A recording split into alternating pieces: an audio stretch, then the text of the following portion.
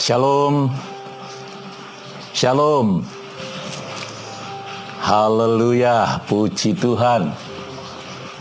Jumpa kembali dalam anugerah Tuhan. Pastikan semua kita yang ada di tempat ini dalam persekutuan, ibadah di keluarga, di rumah masing-masing, tetap dalam tuntunan Tuhan, dalam pemeliharaan Tuhan yang nyata, dan penyertaannya itu sempurna, dahsyat, luar biasa. Bapak Ibu saudara-saudara yang Tuhan kasihi, pastikan juga bahwa masing-masing kita ini menyadari bahwa hidup di dunia ini sebenarnya hanya sementara. Saya ulangi, hidup di dunia ini hanya sementara. Satu baris atau satu kalimat dalam lagu daerah yang dulu sering saya diajarkan berbunyi kurang lebih begini. Ing donya piro lawase, ing donya mung mampir ngombe. Artinya kurang lebih adalah di dunia ini berapa lama? Di dunia ini hanya mampir minum saja. Artinya bahwa kita hidup di dunia ini tidak lama. Semua sudah ditentukan oleh Tuhan. Nah, selagi kita masih hidup ini, sebagai orang percaya, Bapak Ibu Saudara yang Tuhan kasihi, ada satu pertanyaan juga yang perlu kita jawab. Sesungguhnya sebagai orang percaya kepada Tuhan, apa sih tujuan, maksud kita mengikut Tuhan? Ini harus kita jawab dengan pasti dan tegas. Karena pasti masing-masing kita ini punya motivasi, punya tujuan yang berbeda-beda. Mengikut Tuhan punya maksud supaya hidupnya diberkati. Mengikut Tuhan supaya usahanya berhasil, rumah tangganya bahagia, pekerjaannya juga sukses. Semua itu baik. Baik, tidak salah. Namun hari ini Tuhan mau supaya kita tidak fokus kepada hal-hal yang sifatnya sementara. Karena bagaimanapun juga kita tuh harus punya pegangan yang sungguh menjadi kepastian dalam hidup ini, bahwa kita memiliki hidup dalam nilai kekekalan. Dan ini yang harus kita perhatikan. Jangan hanya berpusat kepada hal-hal yang sifatnya sementara, fana, semua akan berlalu. Hari ini Tuhan mau ajar buat kita semua. Dan marilah kita sama-sama berdoa terlebih dahulu supaya Tuhan menerangi kita, memberikan penjelasan lewat Roh Kudus, sehingga kita mengerti makna kehidupan, sehingga perjalanan hidup kita mengikut Tuhan, arahnya itu benar. Mari kita sama-sama berdoa supaya Tuhan melalui Roh-Nya yang kudus menerangi setiap hati kita. Mari kita satukan hati dan kita berdoa. Bapa di surga, terima kasih. Hari ini harinya Tuhan. Kami diberkati, dipulihkan, dibuat berhasil. Hidup kami semakin indah. Karena kami tahu ini semua karena anugerah. Saatnya tiba kami mau dengar sabda firman. Kehadiran-Mu sendiri, keberadaanmu di tengah-tengah persekutuan kami. Kami menghormati, kami menghargai memuliakan Tuhan dan menyenangkan hati-Mu ya Bapa. Hal-hal yang kurang berkenan kami mohon ampun. Dan saatnya tiba kami membuka hati, Tuhan berbicara buat setiap kami. Dan kami siap untuk diberkati. Dalam nama Tuhan Yesus kami berdoa. Haleluya, haleluya, haleluya. Amin. Bapak Ibu Saudara, mari kita buka hati. Apa yang Tuhan mau bicara buat kita semua. Saya akan baca firman Tuhan terlebih dahulu, satu ayat yang terdapat di dalam Kisah Para Rasul pasal 20 ayat 24. Kisah Para Rasul pasal 20 ayat 24. Firman Tuhan berkata demikian. Tetapi aku tidak menghiraukan nyawaku sedikit pun, asal saja aku dapat mencapai garis akhir dan menyelesaikan pelayanan yang ditugaskan oleh Tuhan Yesus kepadaku untuk memberi kesaksian tentang Injil kasih karunia Allah. Puji Tuhan. Ini satu statement, pernyataan yang tegas dari seorang hamba Tuhan yang bernama Rasul Paulus. Kita mau belajar bersama-sama dari apa yang disampaikan buat kita semua. Satu ayat yang tentu akan memberikan pencerahan, sehingga hidup ini kita tidak menyimpang ke kiri maupun ke kanan. Tapi kita akan fokus kepada panggilan yang Tuhan sudah tetapkan buat kita semua. Bapak Ibu Saudara-saudara yang Tuhan kasihi, setiap orang di dunia ini, sadar atau tidak, dan mari saya mengajak untuk semua kita menyadari, sesungguhnya setiap kita, pribadi kita ini adalah seorang tamu. Seorang tamu. Saya terlalu yakin semua kita pernah bertamu kepada rumah tangga orang lain, kepada keluarga, kepada tetangga, kepada siapapun, sesama kita, sebagai pribadi yang berkunjung kepada orang lain, ke rumah orang lain, itu namanya tamu. Semua pasti pernah jadi tamu. Dan kalau namanya tamu, pasti akan pergi, tidak akan menetap. Adakah tamu yang terus menetap di satu tempat dan tidak mau pergi? Itu namanya bukan tamu. Tapi prinsip tamu, dia datang dan pergi. Dan selanjutnya Bapak Ibu Saudara, sementara mengenai harta, apapun bentuk harta itu, kalau ditanya harta yang terindah itu apa? Ada yang bilang keluarga. Kalau bicara keluarga itu siapa? Ada yang mengatakan suami, ada istri, ada anak, kekasih-kekasih kita yang kita cintai, anggota keluarga.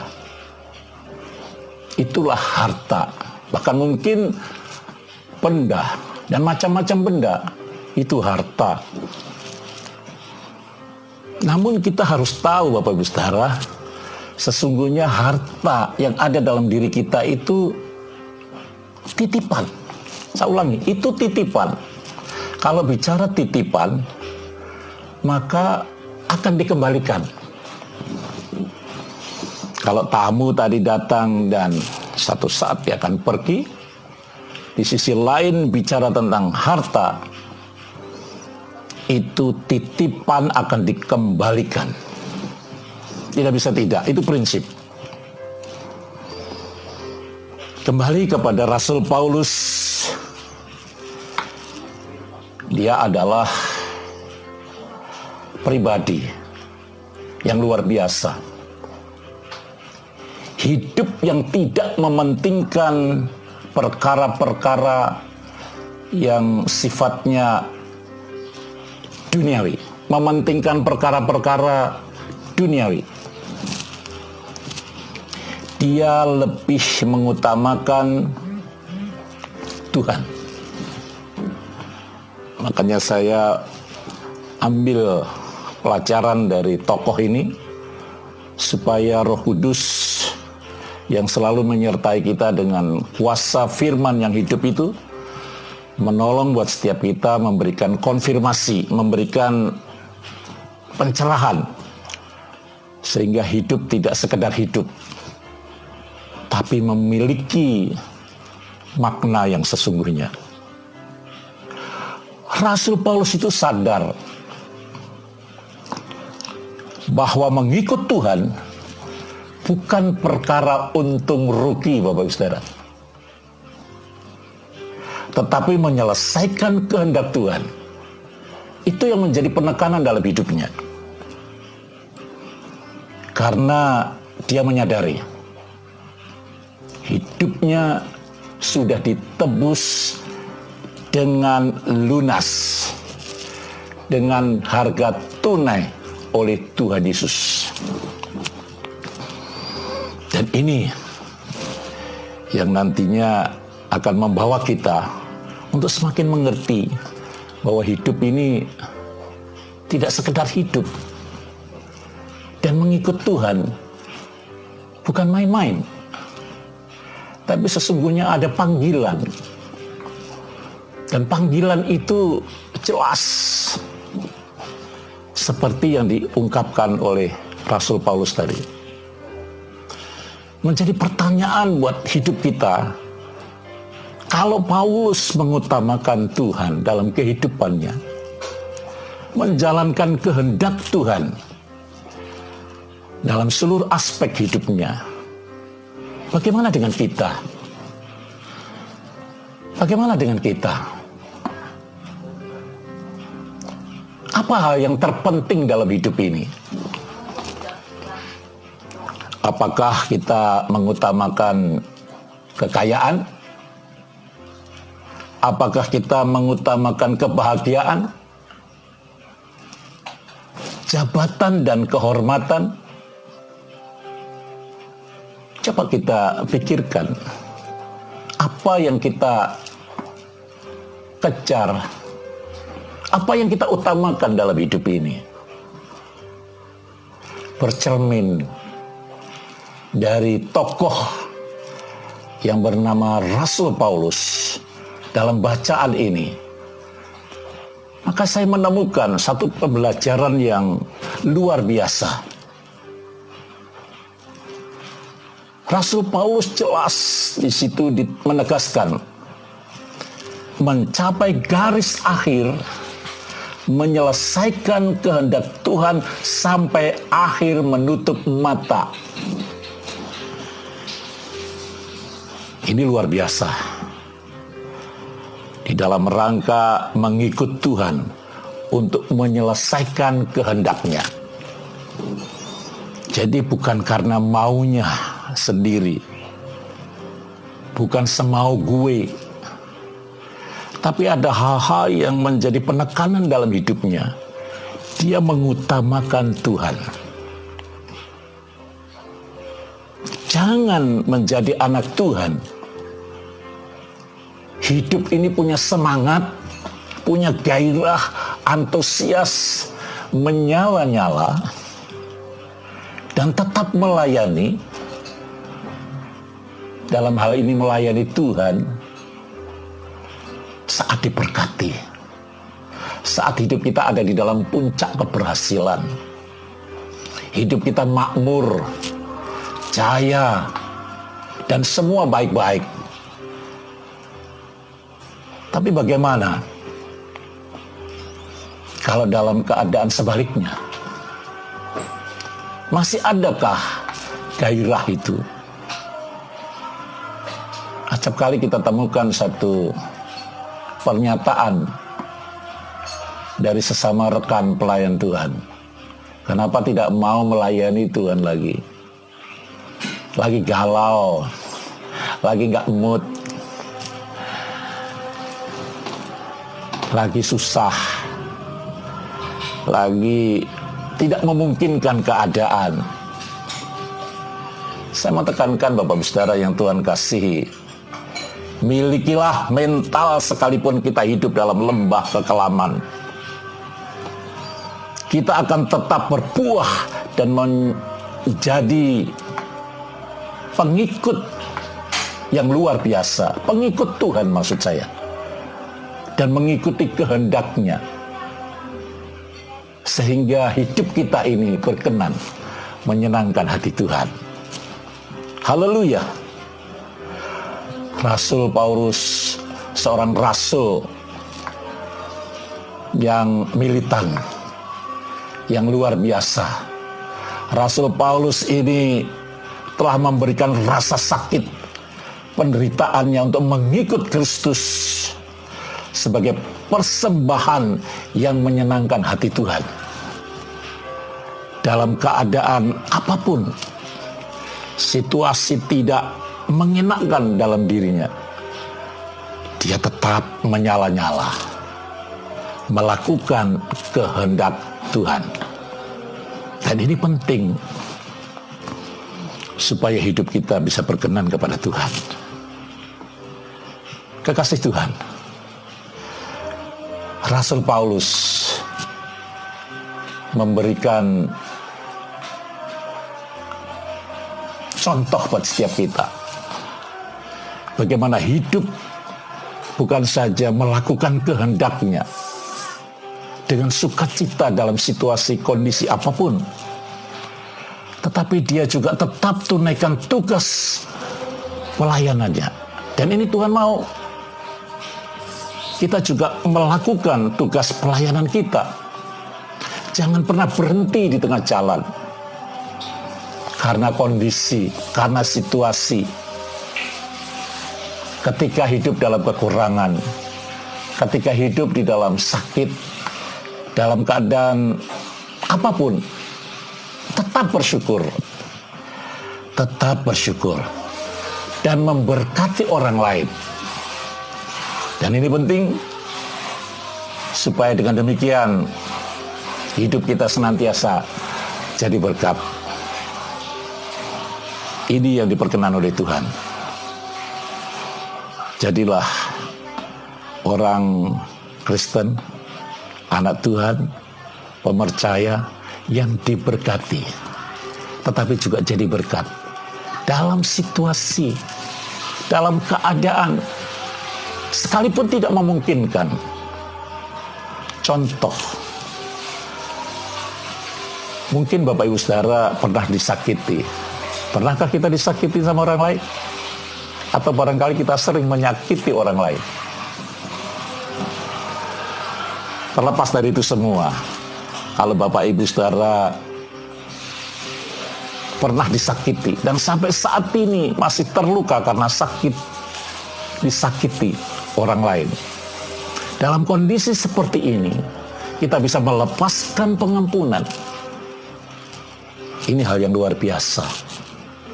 Inilah yang dimaksud dalam lembah kekelaman, dalam sakit sekalipun bisa jadi berkat.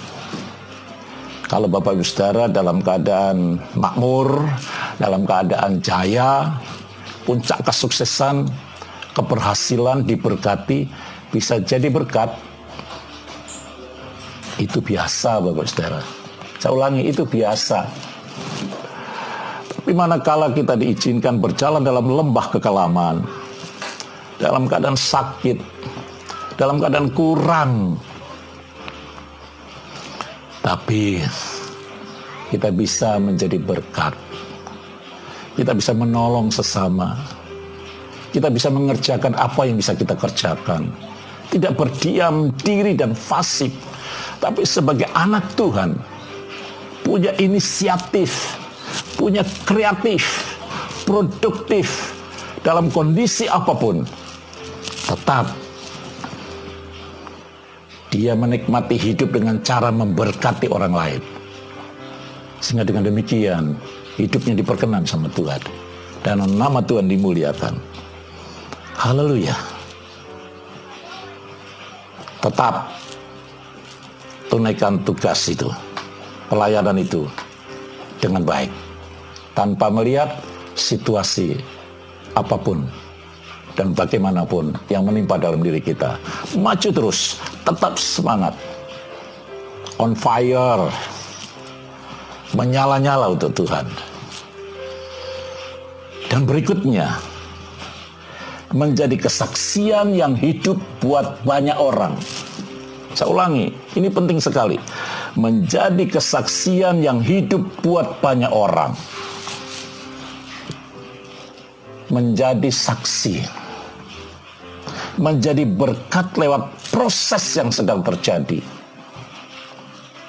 Sehingga nama Tuhan dipermuliakan, bukan dihujat.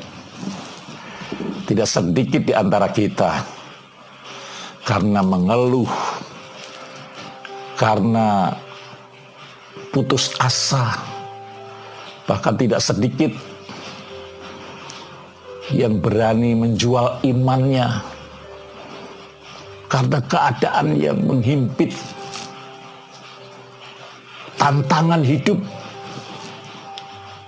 yang tidak pernah berakhir, terus silih berganti menerpa dalam hidup ini. Sehingga apa yang terjadi?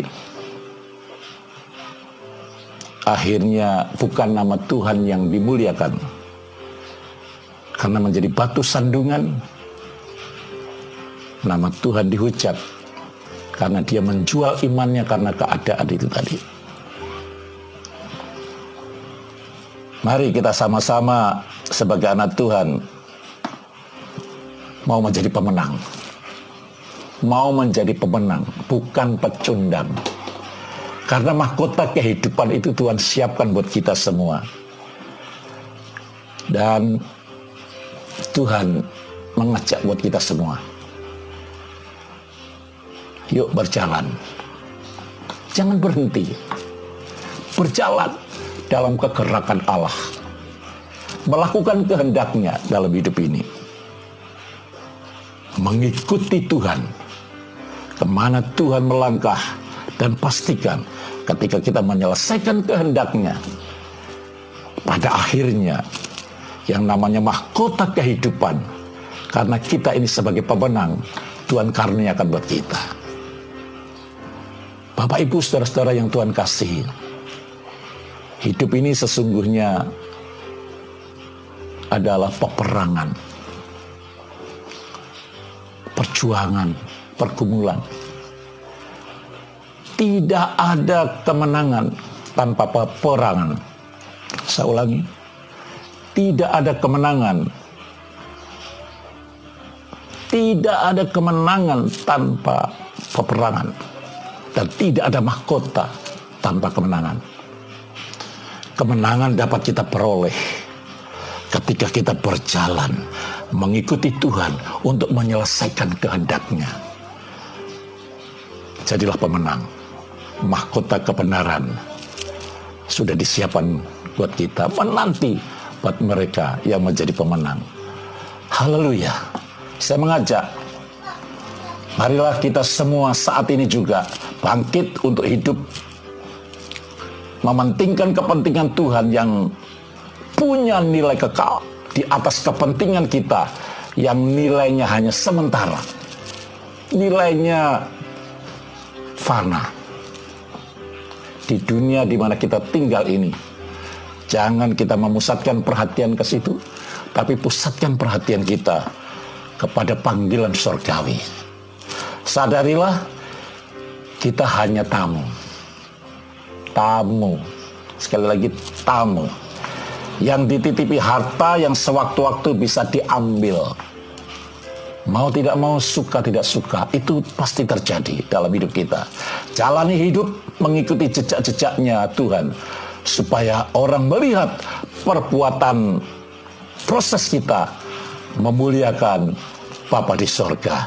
Tuhan memberkati kita semua. Sola Gracia. Mari kita berdoa. Bapa di surga, terima kasih untuk pencerahan firman Tuhan hari ini. Sungguh luar biasa Tuhan menghendaki hidup ini berarti. Mengikut Tuhan tidak sekedar hidup menuruti keinginan daging, keinginan diri sendiri, kepentingan diri sendiri, tetapi sungguh kami mau mengikuti Tuhan untuk menyelesaikan kehendak-Nya. Sehingga dengan demikian seperti Paulus sebagai Rasul Tuhan mencapai garis akhir menyelesaikan kehendak Tuhan sampai akhir menutup mata, bahkan tetap tunaikan tugas pelayanan dengan sebaik-baiknya. Dan Roh Kudus memampukan setiap kami yang memiliki firman dalam hidup ini menjadi kesaksian yang hidup buat banyak orang, sehingga melalui kehidupan kami nama Bapa di surga dimuliakan. Terima kasih untuk firman-Mu, dan kami naikkan doa ucapan syukur kami di dalam nama Tuhan Yesus Kristus. Haleluya. Semua yang sudah diberkati Tuhan, mari kita sama-sama katakan amin. Amin, amin. Puji Tuhan. Tuhan memberkati.